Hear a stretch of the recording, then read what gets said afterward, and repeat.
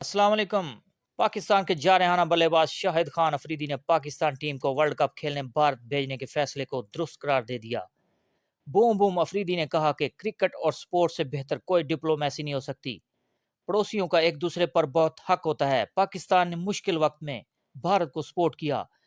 شاہد خان افریدی نے کہا کہ جب بال ٹھاکرے کی دھمکیاں آتی تھیں تب بھی ہماری حکومت نے بھارت کو سپورٹ کیا۔ اس تعلق کو بہتر بنانا چاہیے۔ کرکٹ دونوں ملکوں کو قریب لاتی ہے۔ ایک اور خبر میں شاہ نواز دھانی نے یو ٹرن لیتے ہوئے متنازع ٹویٹ ڈیلیٹ کر دیے۔ ایشیا کپ اور افغانستان سیریز سے نظر انداز کیے جانے پر سوشل میڈیا پر پیسر نے کرکٹ بورڈ اور صحافیوں کو تنقید کا نشانہ بناتے ہوئے کہا تھا کہ کسی میں ہمت نہیں کہ میرے اعداد و شمار کرکٹ بورڈ یا سلیکٹرز کو دکھا سکیں۔ تاہم اس پر پی سی بی نے نوٹس لیتے ہوئے انکوائری کا فیصلہ کیا، جس پر شاہ نواز دھانی نے اپنے متنازع ٹویٹ ڈیلیٹ کر دیے، جس کی وجہ سے معاملہ رفع دفع ہو گیا۔